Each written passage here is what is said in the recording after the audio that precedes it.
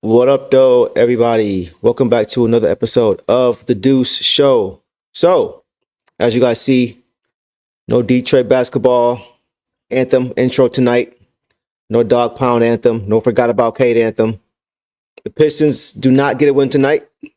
They fall tonight to the Clippers, 115 to 123 in a hard fought battle, man. Very, very, tough loss, tough loss.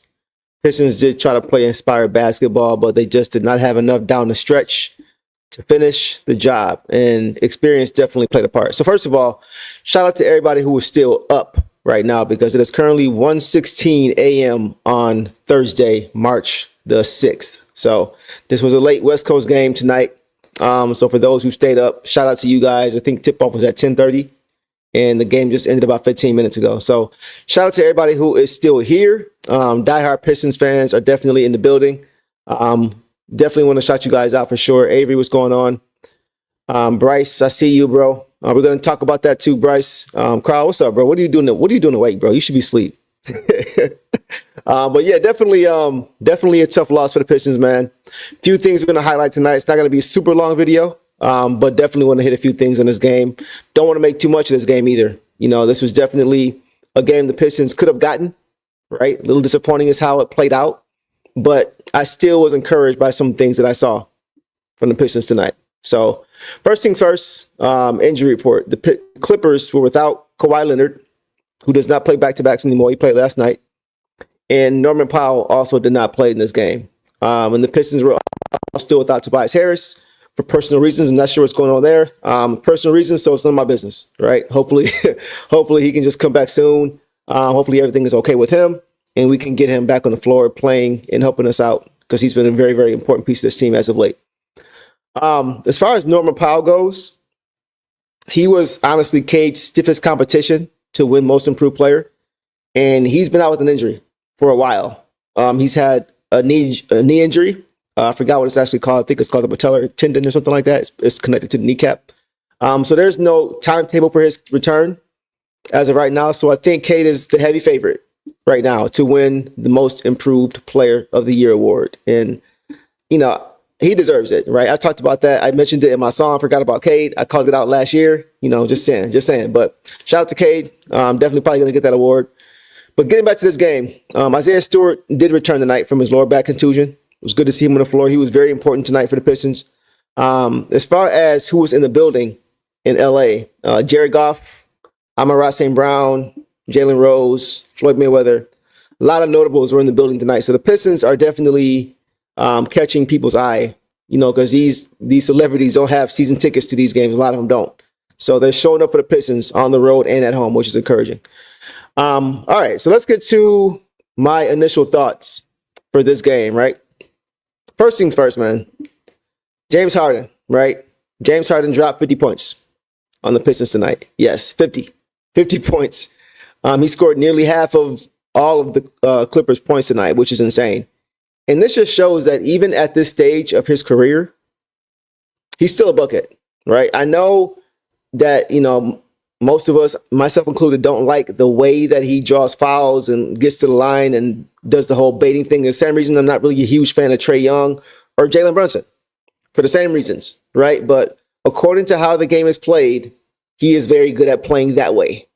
He is a master of drawing fouls. He's a master of initiating contact. He's a master of making it seem like, the defensive player is the one initiating contact, things like that. He's very good at that. He has all the tricks of the trade.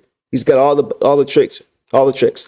So that's something the Pistons struggle with. They really struggled with him tonight, whether it was in the ISO, whether it was in the pick and roll. It really didn't matter. He was just a problem tonight for the Pistons. He had 23 first quarter points, right? 23. I did notice, though, that he was doing whatever he could, or he or Ty Lue or whatever the game plan was saying, was make sure that Asar Thompson is not guarding you. He was doing everything he could to keep Asar off of him. He hunted every pick and roll to get every other matchup, right? Whether it was Cade, whether it was Shooter, whether it was Tim Hardaway Jr. or Beasley, it didn't matter. He just did not want Asar on him. And with good reason. I think that's a lot of respect that Asar is already gaining. But you got to give the Clippers credit too. They are a good defensive team. They look like a Ty Lue coach team. And they also had lost 6 out of 7 coming into tonight's game, including one to the Pistons, a loss to the Pistons about a week and a half ago, right, at LCA. So they were due for a win, and they were looking to get one desperately as they're making their push to the playoffs because they are in that mix. And the thing about the Clippers is that they're also the oldest team in the league, right? They like to play a slow-paced, grinded out, half-court game. So I thought the key for the Pistons tonight to win this game was to attack that, right? They don't want to get out and run. The Clippers don't. So the Pistons do. They have young, fresh legs. They want to look to turn teams over, get out in transition, and run. The Clippers don't like that kind of game. Kawhi Leonard, even though he didn't play tonight, he wants to, on offense, get to his spot offensively, right? Methodically manipulating the defense. That's his game. James Harden, right? One of the best ISO players ever. So he also operates in the half court. So that's what those guys want to get to, and they were able to dictate pace. The Pistons at times tried to get out and run when it was there, and they did capitalize a few times. But for the most part, the Clippers were able to run their offense out of the half court. And I think that was one of the biggest differences tonight, especially at the end of the game when it's a close game and you got to execute on a few possessions, right? Those usually are the games that experienced teams win because they've been there before and they don't make as many mistakes. But this was very much a back and forth game. It was physical. It was rugged. It wasn't pretty, but the Pistons just really struggled with Harden, in that pick and roll. That was really the biggest thing all night long. And down the stretch, like I said, the Pistons turned the ball over. They didn't really execute. They didn't get good shots, and the Clippers did. At one point in the game, it was 99-99, and the Clippers went on, I think, a 10-0 run after that point, right? They just executed. They didn't turn the ball over, didn't make mistakes, and the Pistons did. So that was the biggest issue for me this game, was just that down the stretch, the Pistons weren't able to get enough stops, and they weren't able to get enough scores. They weren't able to execute late in games. That was the biggest difference. So let's get to the individual box scores, and then we will kind of call this a night. Let's start with Kate. So honestly, guys, Kate played a hell of a game. Kate played a hell of a game, man. 37 points, 10 assists, 7 rebounds, 1 steal, 5 turnovers, 15 for 25 from the field, 2 for 7 from 3, 5 or 6 from the free throw line, in 39 minutes. So I could tell early that Cade wanted to win this game. I don't know about you guys, but I saw it early. He really wanted to get this dub. He was very aggressive on both ends of the court tonight. And he really seemed to be exerting just a little bit more energy than usual. He seemed very motivated to try to get this game on the road. That's kind of what my eye told me. You guys tell me what you saw. And not that he doesn't give effort, but sometimes you can see when he's giving a little bit more, when he's just leaving it all out there, like he is playing with a different level of intention, and that's what I saw tonight. And early in this game, he really struggled with his shooting. He really couldn't find the shot up early, but he did find other ways to be effective. Looking to get downhill. He was making all the right decisions out of the pick and roll, especially in the first half. And he was looking to get downhill every single time. He seemed to really like the matchup with Zubac and Eubanks, right, out of the pick and roll. Once K was able to get his defender on his hip, right, because of the good screen set by JD and Stu, once he got him on his hip, it seemed like he was looking to score every time, to go at those big guys every time. And he was scoring more times than not when he would do so. So he was great on both sides of the ball, man. He was even playing great defense as well, turning defense into offense, getting turnovers, staying alert, and then just, leading the break for easy layups and dunks. So he really tried his best to will this team to a victory tonight. He made a lot of great plays for this team. He played a physical game. He played a very, very physical game tonight, right? He was looking for contact. He was looking to force the issue. You couldn't really ask more from him. And, 40 minutes, I don't want to see him playing 40, but we are getting close to the playoffs, so it's time to rev up, right? But, I'd rather see him around the 35 to 37 range. But, he, like I said, gave a little extra. And I think down the stretch, he kind of showed that he was a little bit gassed. So, you can't really ask more for Cade. He did his thing. Man. I hate to see these performances and losses, where he plays so great and they don't win. But the Pistons haven't won a lot of games lately. So he's been on the winning side of most of those lately. So I can't really complain about that. All right, let's get to Tim Hardaway Jr. Tim Hardaway Jr. didn't play a great game, right? I know it's not always based on numbers for him, but he just really wasn't that effective. He didn't do too much wrong. he just wasn't really able to make an impact in this game. He had 7 points, 4 boards, 1 assist, 1 steal, 1 turnover, on 3 for 6 shooting, 0 3 from 3, 1 on 1 from the free throw line in 34 minutes. So, he really just didn't shoot the ball well, especially from 3. He was trying to be effective in other ways and trying to get into the paint and get, floaters and things like that when it was there, but it just really wasn't there for him tonight. And I think a big part of it, the same thing with Beasley, which we'll get to, is that the Clippers play good defense. They rotate well. So when you have guys like Tim Hardaway Jr. and Malik Beasley, who are great coming off screens and getting clean looks up, right? The Clippers don't really give you as many clean looks because they stay attached defensively and they rotate well. You don't see them blowing assignments. You don't see guys wide open under the hoop for layups, right? They're very disciplined and well-coached team. They're really good on closeouts, right? To make shots difficult.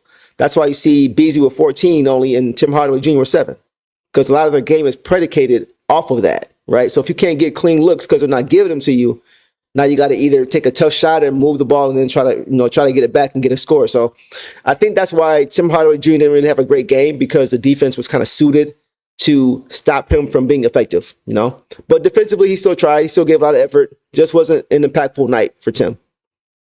And the same can be said for a few guys tonight. Even guys like JD. JD didn't play a great game tonight.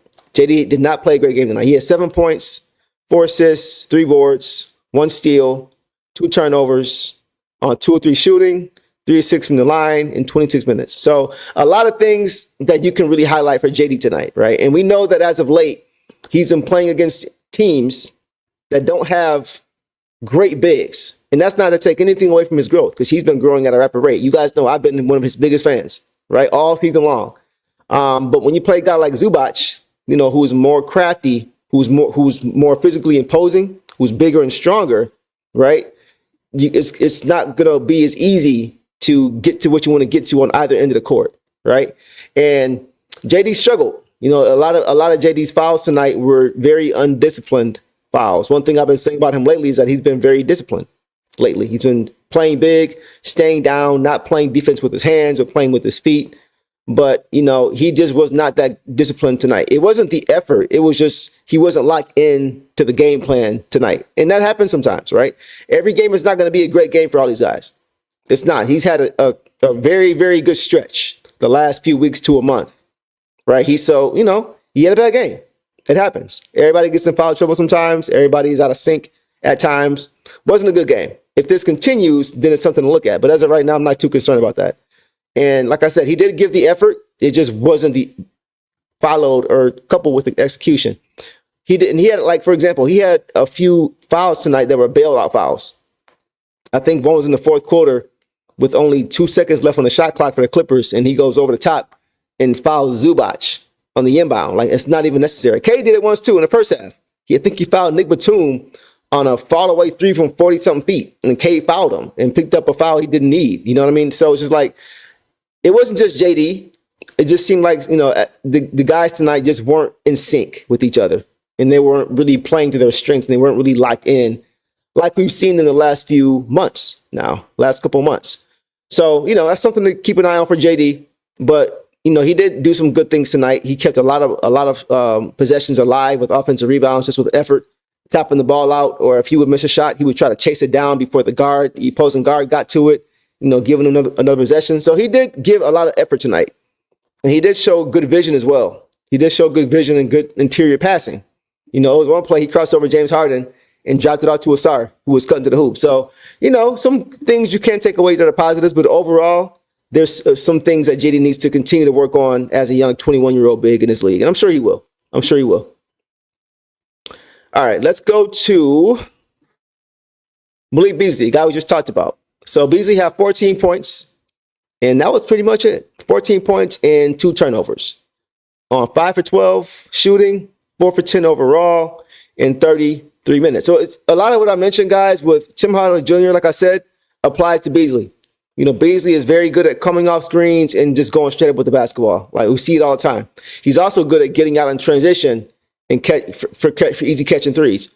2 things that the Clippers took away tonight was transition buckets and clean looks in the half court, right? And either one of those things weren't really there. So when two of his biggest things are taken away, it's going to be hard for him to be efficient in the score.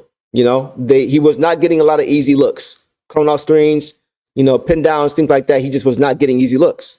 They just weren't there. They were always attached to him when he would come off the screen and catch the ball. And at that point, he has to now dribble, try to make something out of nothing in a one-on-one, or move the ball and try to get it back, right, through a secondary action. And it just wasn't there. Just wasn't there. He made some tough shots, right? But a lot of them was because there was a hand in his face, and he just knocked it down anyway. So, the Clippers made it tough. They made it tough tonight, man. They made it tough. And, that's something you got to live with sometimes. Every game is not going to be a great game. And it wasn't a great game for these guys tonight. But he was solid. He just wasn't up to his usual standard as far as what we like to see offensively. All right, let's check the chat and see what you guys think. Because I saw a lot of the same things we were talking about here as far as with the Pistons execution. The most fraudulent 50 ball in NBA history. Tobias was needed tonight. Yeah, I definitely think Tobias not being available did hurt the Pistons as well. All in all, could have been stalled to Harden, BB, and Zubac. If they could have held everyone else, Detroit had a chance. Harden was either score 50 or 15 tonight, regardless. Let him. Yeah, I mean, he just got out tonight. He's still going to have some vintage Harden games at times, right? He's older now, but you're not going to get that consistent effort every night to where he's just dropping. You guys remember he was dropping 50-point triple doubles? Like, you're not going to get that I think he had a season where he did that like 4 or 5 times, 3-4 times in a season. So you're not going to get that consistent output from him because he's just naturally getting older. But he still can remind you every now and then that he still has, a couple of those games in the tank when he needs to pull it out. And tonight, unfortunately, he decided to do that against the Pistons. All right, let's see what you guys think. Right, dudes, how many times are you going to go lunging for the ball and you pass? Yeah, you can't do that. And that's kind of what I was saying about JD. Like, you got to be smarter than that in that situation. In that situation, you got to be smarter than that. Especially when Dennis Schroeder, before that play, had dove to the floor to try to get, the rebound because he almost stole it from James Harden, and he dove to the floor to try to get it. The extra time that he dove to the floor, the ball was just rolling out of bounds, and it went all the way down to 2 seconds. So you can't follow that defensive effort up that you got from Schroeder on that play with a bailout foul over the top. That's demoralizing for Schroeder. Like, bro, you know what I mean? Like that, it just kills the whole possession and momentum and morale on that possession, and that can linger into other possessions, right? You don't want that to happen. So that's what playing for each other means, right? You don't want to sacrifice the defense of your teammate by not playing disciplined. You know what I mean? That's the kind of thing that I think JD needs to focus on. That goes a long way. That goes a long way as far as offensive and especially defensive flow. In order to stay locked in and keep that defensive flow, plays like that are not going to help you. They're not going to help you. So just something to keep an eye on, guys. All right, so let's move on to the bench and see what we got from the bench. Actually, no, one more starter. My bad. Asar had 10 points, 6 boards, 1 assist, 1 steal, 1 block, 1 turnover, 5 for 13 shooting, 0-1 from the 3-point line in 31 minutes. So, guys, Asar, man, like, this wasn't his greatest game. I'm not saying that. He didn't have a great game, but you just see how important he is to this team. In certain possessions, I just watch him the whole play, like on defense and offense. But tonight, defensively, I'm not watching who has the ball. My eyes aren't switching based on who has the ball. I'm just watching Asar the whole play. And I'm watching his recognition defensively. I'm watching his instincts. I'm watching what he's watching, And just so many things tonight that I've seen all season. We've seen it all season. But it just makes you appreciate just how important he is and how many mistakes he can cover up and just how many valuable tools he has in his toolbox, man. There was a play in the first half, right, where the Pistons were in drop coverage defensively, which basically the drop coverage means the big man has to guard the ball because the guard, like Cade or Schroeder, isn't able to get back in front on the pick and roll. So the pick comes, if the guard gets behind James Harden, for example, that means the big has to come help, right? So when the shot goes up, the big man has to contest the shot, leaving the big man out of position. If he contests the shot, it's hard to rebound the ball because it's a bang, bang. As soon as the shot goes up, usually it's you got to turn around and be a pogo stick and try to go back up and get it, right? So that's where Asar comes in and it's called helping the helper, right? The help is the big man, right? The help is the big man contesting the shot to help the guard, right, off the screen. The helper is the weak side defender who can see that he needs to crash the glass because the big man is out of position and unable to, and he can't get the rebound because he's contesting the shot. That's what the helper is. That's called helping the helper. So oftentimes you see like a putback dunk in that situation because nobody was there on the weak side to crash the glass, right, to help the helper. So tonight that happened, right? There was a play that happened where I think it was Harden he got a screen from Zubac and he went to the basket and I think he had Cade on his hip. So Cade wasn't able to get back in front. So it's just Harden in the rim unless a big man comes up. So Stu comes up to help and the shot goes up and Stu contests the shot. It doesn't go in, but now you got Stu's big man rolling to the hoop because he knows Stu's out of position to get the board. So as Stu's big man is rolling to the hoop, as Zubac is rolling to the hoop, now Asar is coming over to help the helper. And what happened was Asar blocked the shot. Instead of it being a putback dunk, Asar came over to help the helper, Stu, and block the shot. And that's what I mean with the value that Asar Thompson brings, right? That's those little things that you don't see. A lot of times you'll see the end result of Asar got a block, right? But how did he get there? How was he able to be in position to get the block? Right? So that's why I always call him the backbone of the defense. That's one of the many ways that he plays great team defense. Like just in that situation alone, you can tell when he's not on the floor in those situations, right? There was a few plays in the second half when the Pistons gave up back-to-back tip-ins, right? Back-to-back putbacks to Zubac because there was no backside help for Stu to rebound the basketball. And you could see that Stu was visibly bothered by it. He was upset by it. He was clapping the ball. He was bouncing the ball hard because he knew there's supposed to be a helper for him. But it wasn't Asar in the game. It was maybe Ron Holland in the game or a smaller guy in the game. And so you really feel Asar's absence when he's not there. So even though he didn't have a great game, just being able to see him in those situations just reminds me of how important he is to this team. All right, let's move on. Let's get to the bench and we'll get out of here. All right, guys, let's start with Fontecchio. Fontecchio had 2 points, 1 assist, 2 rebounds on 1 for 4 shooting, 0 of 3 from 3 in 15 minutes. Guys, I'm getting close to that point. I'm getting close to that point where maybe it's time to play someone else, right? It's been about 6-7 games since the All-Star break, which is what I said I would want to give him. As far as just giving him an opportunity to play consistently, a good role, a solid role for this team, make an impact. And I just really haven't seen it. Like he continues to be solid defensively, but he to his credit, he did make some nice passes, in transition, things like that. And he did move both out the basketball, got an easy bucket or two. But he's really struggling with the shot. He's not, and he doesn't really seem connected to me. I always see him with his head down, drooping his head. That's not what we do here. That's not what we do. Like he doesn't bring that edge that I feel the rest of the guys bring when they're playing when they're on the court. It just seems like he's just kind of there. He may knock shots down from time to time, but once again, 0 for 3 tonight. And if he's not knocking down shots, he's not really impacting the game. He may make a pass here and there. He may make a cut here and there for a dive to for a layup, something like that. But it's just not. It's been a glaring need, I think, to address at this point. So if I'm the Pistons, I'm looking to play B-Ball Paul at this point. I'm looking to play Lindy Waters at this point. I'm looking to play Bobby Klintman at this point. I'm looking to give Ron Holland more minutes at this point. I don't know if we're gonna see a better version of Fontecchio than what we're seeing right now, right? And he has not been consistent all year. This has been going on the whole season, right? He has not been consistent. And I hate to be a guy to rush judgment because I've been a big proponent of patience all year. But the difference is I've seen guys on an upward trajectory all season. I've seen JD. He's gotten better from the beginning of the season till now. Same with Cade, right? Jaden before he got hurt.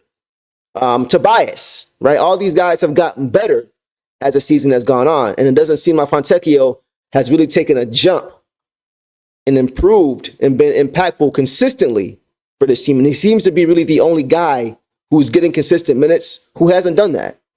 So I think it's totally fair that, you know, giving somebody else an opportunity should be on the board. Absolutely. Like, you guys can let me know what you guys think, but I definitely think that needs to be something that needs to be considered as the Pistons approach the playoffs, because they're going to need to have consistent impact players off their bench come playoff time. All right, let's move on and let's get to Ron Holland. So Ron was solid, right? Ron played pretty solid. He had 7 points, and that's pretty much it. 7 points, 1 foul, 2 or 3 shooting, 1 from 3, 3 or 4 from the free throw line in 12 minutes. So he didn't play a lot, didn't score a lot, didn't do much, but when he was in there, he was effective, right? He was solid defensively. He did struggle like everybody else with James tonight, but he tried to get to the rim. He tried to get out in transition. He knocked down a couple shots, knocked down most of his free throws. So he was solid. He was solid. Let's get to 2 more guys, and then we will call it a night, guys. Let's get to Stu, Isaiah Stewart. So Isaiah Stewart tonight had 10 points, 6 rebounds, 3 assists, 1 steal, 1 block, 1 turnover, 4 of 6 shooting, 4 of 1 from 3, 2 of 2 from the free throw line in 22 minutes. So very strong game from Isaiah Stewart. Very strong game from Isaiah Stewart. Stu was the difference maker in this game, I think, for the Pistons, or one of the biggest difference makers for sure. And it wasn't glaring. It wasn't obvious if you didn't really, unless you really looked for it. But tone setter, right? He is very much a tone setter. The Clippers are a very physical team, right? And tonight, Stu met that physicality with physicality. Like, he fought fire with fire. That's the kind of game he wants to play. And tonight, you could just see him once again doing all the little things that add to your team. And he has a very underrated IQ too. On both sides of the ball, you see him directing traffic. You see him telling guys where to be, things like that. He makes the right play. He just continues to make the right play. He doesn't try to make the flashy play. He doesn't try to make the selfish play. He just makes the right play over and over again.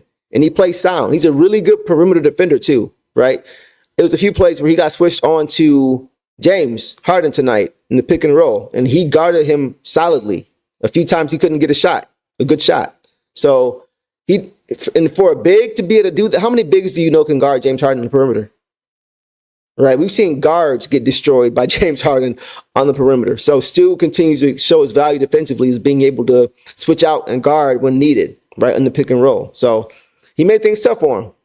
And offensively, I got to say this too. The pick and roll with him and Schroeder, it's coming along. It's coming along. Those two off the bench in the pick and roll, it's really becoming a thing that I really like to watch because Schroeder's so good in the mid-range. He's so good in the mid-range. And Stu sets such good screens that it makes Schroeder a threat as soon as he comes off. And Stu is just diving to the hoop. He's catching, he's gathering, he's going up, making the right play. And Stu had a few dunks tonight. He had a few nice plays. He's slowed down and he's taking his time in the paint now. Earlier in his career, he would catch the ball and try to move too quickly and get, call for traveling or shuffling his feet, things like that, going up too quick, missing the shot.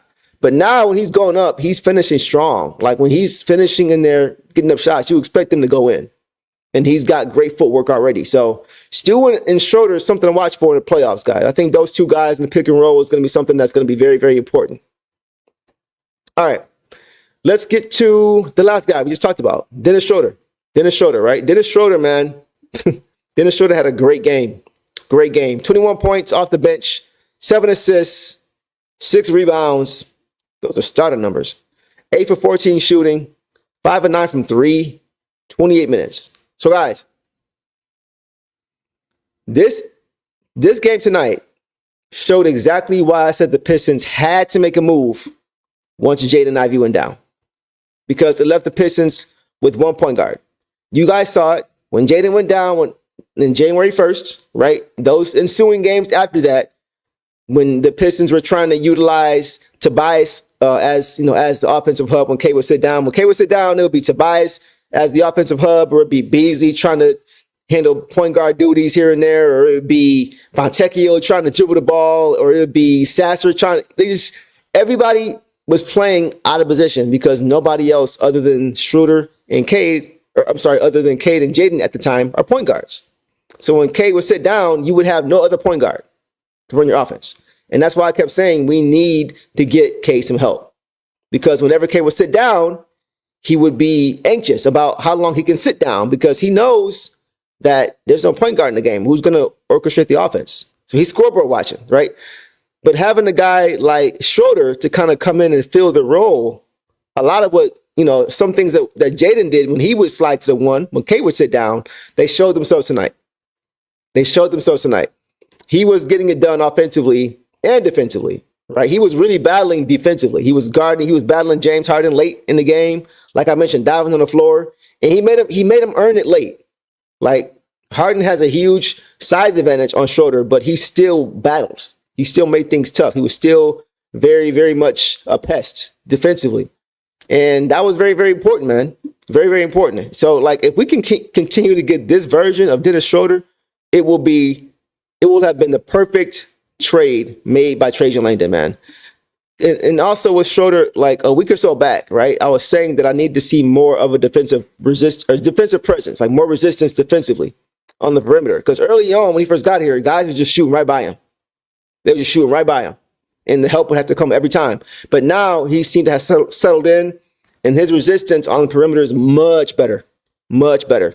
And he's showing a lot of fight. He seems to have bought in and understood that I got to play a certain way here. Right. I know with Brooklyn, with LA, they may have been offensive teams, but here I got to play defense. I got to play defense if I want to stay in the court. And he's bought in. And you see him doing that. So he's getting better and better as he gets more and more comfortable with this team. And his shot making tonight, man. His shot making tonight was very, very important. He came down hitting 3 after 3 after 3 in that fourth quarter. He really did his thing. And he got other guys involved. It's not like he's just looking to get a bucket. He's not Marcus Sasser. Marcus Sasser is a certified bucket. Certified bucket, right? When he comes into the game, he's looking to score. But, with guys like Schroeder who have the dual threat, they can not only get their own shot, but they can get others involved as well.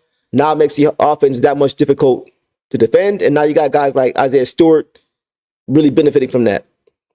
What up, Easy? What's going on, my dog? You catch that game tonight? Hey, you and me got to talk. You and me got to have a nice conversation about one particular player on this team. I'm coming for you.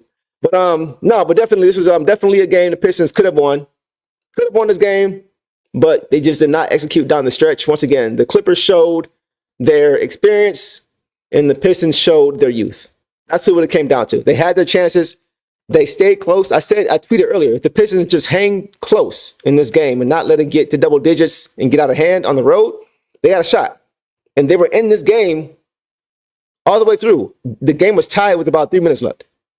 99 apiece. And they just did not execute after that. And the Clippers did. And now it's a difference. So nothing to be panicking over. It's just one game. The Pistons are 34-28, right? Or 35-28. They're perfectly fine. But I do want to say this, guys. I do want to say this with that in view, because everybody's looking at the playoff picture and who we might play and things. And we'll end it with this. So, guys, I know that everybody wants to catch, rather, the Pacers and the Bucks, right? Get that 4th seed. That's what I'm hearing everybody talk about. Get the 4th seed, get the 4th seed, get the 4th seed. Get home court advantage, all that thing. It's going to be tough. It's going to be tough because all the teams above us in the standings are hitting their stride too. Let's pull the standings up here, guys. I'm going to pull the standings up and we can just take a look and you guys can see exactly what I mean. But it's not going to be a given that the Pistons are just going to be able to catch these teams that are above them, because these teams, everybody 1 through 6 above us right now, is playing very solid basketball as well. It's not just the Pistons who are looking to catch their stride late in the season. Everybody knows playoff time is coming. We're only about 20 games out of the playoffs. So these teams are aware. So take a look at this. And look at the streaks. Look at these streaks, guys. Right here, right over here. See that? The Pistons have just lost. They just lost one. Indiana won the last 2. Milwaukee won again tonight. 4 straight. The Knicks just lost. They're reeling. We're not reeling, but they're struggling right now. The Celtics won 2 straight. Cavs 12 straight. So, guys, the rest of the league understands the importance of hitting your stride right now. The Pistons were about a half game back of both the Pacers and the Bucks. Now they're a game and a half back of the Bucks they're 2 games back of the Bucks now, and a game and a half back of the Pacers. So and the Pacers have won 2 straight and the Bucks 4 straight. So it's not going to be a given that we're going to catch those teams. Is the point I'm trying to make. It's not going to be a given we're going to just be able to come back and make up the ground, because these guys are playing well. They're playing well too. So if we do end up at 6, I would still be okay with that, because the Knicks are probably going to stay right at 3. I don't see the Bucks catching the Knicks, and I don't see the Knicks catching the Celtics. So they're going to stay right there at 3. So I think if we do stay at 6, I definitely want to play the Knicks. I would be totally fine if the Pistons stay at 6. I think that would be probably the best matchup for them right now, because not only because of the roster configuration and our advantages, especially on the perimeter, but also the momentum of the team at that time. The Knicks are not really going in the right direction right now. They're not really in sync, and they don't have a synergy about themselves that you will want to have going into the playoffs. So I think we can catch them. I think we can catch them going into the playoffs, and we'll make a huge name for ourselves being able to beat a number 3 seeded Knicks team as a number 6, and beating New York in itself is a big deal. It'll be a lot of media coverage. So anyway, that's what I want to see. That's definitely what I want to see. Yes, Bryce Scott. JB needs to play chess and stand pat, but keep the W's flowing. We want to eat those Knicks alive this season. Imagine Cade burning the Garden up, plus their 5 are playing 40. Yeah, they play way too minutes a night, and that's something Tom Thibodeau has historically done. I don't know why he does that. He did it with the Bulls. He did it with the Timberwolves. He's doing it now with the Knicks. He just wants to play his guys, run his guys into the ground. The starters playing 40-plus minutes every single night, and they always get burned out by the end of the season into the playoffs. It seems to happen year after year. So a young Pistons team catching a tired New York team, yeah, give me that matchup all day long. Give me that all day long. So that's really what I want to see. I know Mitchell Robinson just came back for the Knicks, but I'm not too concerned about that. Asking a guy to come back who's been injury prone for most of his career, hasn't really caught a rhythm as far as just playing consistent minutes. You're going to ask him to come back and be the guy he was at his peak? Nah. Against JD and Stu, I'll take my odds. I'll take my odds against Mitchell Robinson. Cat is another story, and we're probably going to need Isaiah Stewart to really show up, because he has a foot speed and the strength to be able to guard him. JD has the strength, but he doesn't have the foot speed of Cat. Isaiah Stewart does. Isaiah Stewart can guard guards, so he can definitely guard Cat, right? So that's going to be the most important piece if we do play them. I think Isaiah Stewart will be the most important player, him and Cade, because the matchup with Cade and Brunson will be very, very important, obviously, right? I think Cade would dominate that matchup and make a name for himself even more in that matchup, and move up in the ranks as far as the best point guards in the league after that matchup, right? But I think Isaiah Stewart will be equally important, because the duo of the Knicks is Brunson and Cat. So if you can hold and keep Cat in check, right, then you have a great shot of winning, because now you're holding him in check and you're making Brunson work, because you know Cade's going to go at him offensively. So that's a recipe for success, in my opinion. You know, and the Pistons are deep. A deep team, a young deep team against a team that plays a lot of minutes with their starters is a great situation to be in. Great situation to be in. So that's just my thought. You know, I definitely want to see how that plays out. But like I said, it's a catch-22 for me, because I want to see the Pistons win games, but I also don't want to see them move up to 5-4, because I want to play the Knicks. And the Knicks are going to be 3. So we'll see. We'll see how it plays out, guys. All right, a few more comments. Mitchell Robinson is about to tweak his ego in time for the playoffs again. We'll see, man. I'm not confident in Mitchell Robinson at all. Playoffs or regular season. Brunson and Cat are 2 of the worst defenders at their respective. Exactly, bro. Exactly, Alan. Exactly. So I think those are the matchups, particularly Cade, is going to have to dominate. He's going to have to dominate that matchup, because they don't have anybody who can guard him. Even like aside from Brunson, they don't really have guys who can guard him. Their guys struggle. Mikal Bridges struggles with Cade. Even though he's a good defender, he struggles. So like Anunoby doesn't have the foot speed. So yeah, Cade's going to get off in that series, regardless of who's guarding him. It's just a matter of, can we get enough help from our other guys? If that situation does play out that way. Exactly. You're getting exactly. Cade was cooking Bridges, Brunson, and even I literally just saw your comment. We said the same 3 guys. Bridges, Brunson, and Anunoby cannot guard him. I want every part of the Knicks. I'm with you 100%. 100%. 100%, guys. I'm with y'all. All right, a few more. I'm late and just joining, but do you agree that if we had to buy a super, maybe, maybe. I mean, we won last time when he played last week. You know, when he was here, when the Pistons played the Clippers at home, I was at that game. He was effective. He played a really good game. So very possible, very very possible. Because once again, it's hard because it's not like it was just Tobias. The Tobias move, him missing it wasn't like it was just this individual effect. It was a domino effect because with him not being there, Asar, who usually plays the 3, has got to play the 4. And Tim Hardaway Jr., who usually plays his 2, has got to move to the 3. So it makes you smaller, right? We saw Tim Hardaway Jr. early this season playing the 3 because Asar was injured, or not injured, but he was out with the blood clot. So for most of the beginning of the season, we saw Tim Hardaway Jr. as a starter at the 3. And I said over and over and over again, that's not a good look. He's a tough defender, but he's 6'4", 6'5".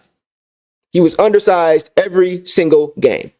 And that's kind of what's been happening since Tobias has been out. It's just not the fact that he gives you points and he gives you other things, but he makes you a bigger team when he can play because now your other guys can play their roles instead of having to play up a spot undersized. That's the difference. That's the difference. That's why I think a lot of the times on those plays with the pick and roll helping the helper, I think a lot of those happened because we didn't have a guy like Tobias who understands how to help the helper. He doesn't do it to the same level of Asar as far as coming over and blocking shots. He doesn't do it to the same level because he's not the athlete. But he does know how to make the rotation and at least challenge and not allow that guy to get an easy layup. You know what I mean? So just having your full team, just one guy missing can make all the difference because everybody now has to shift, right? Cade was able to play the point, but you got to move Tim Hardaway Jr. to the 3 and Asar to the 4 in order to allow Beasley to play the 2, right? So it's just, that's the thing. And when guys get used to playing together with 5-man units, and you got 1 or 2 guys who are missing, it can throw off the whole synergy of the offense, right? That's why it's important. So, you know, guys are learning to play together on the fly, you know, but there's not going to be that natural synergy and chemistry because it's not the same 5. And that's the difference, I think, as well with Tobias. So, honestly, we probably would have won had he played just from a familiarity standpoint, just from a chemistry standpoint of playing with your same guys. When guys get shuffled in and out, it makes it harder across the board. Everybody has to adjust. So that, in my opinion, is the biggest difference. Seems like Zubac circled his match against JD tonight he got us get back tonight. He got us get back tonight. And Zubac, guys, is a good player. He's a good player. He leads the league in jump hooks made. And it seems like that's the only shot he's taken. I've never seen him take a set shot with both hands. I don't think I've seen it all year. I didn't see it last week at LCA when we played them. I didn't see it tonight. Every shot was it was literally just a jump hook. Every shot. And most of them went in. So it's the reason he leads the league in those shots. So he definitely got to get back tonight. You know, JD got him the first time. He definitely won that match the first time. But, you know, the Clippers as a whole seemed like they really wanted to get this win just a little bit more than the Pistons. And the execution was just a little bit better. And that was the difference. You know, Lon James starting to get 50 don't help. But I don't think that's going to happen again. I think the Pistons will learn from this. And they'll make the needed adjustments going forward, not just with James, but just in general on how to guard the pick and roll with guys like James. So we'll leave it at that, guys. I'm going to call it a night, man. The Pistons' next game, I think it's against the Golden State Warriors. Yeah, the Warriors. They play the Warriors on the road on Saturday. So they'll have a few days off to rest and regroup, which I think will be beneficial for them.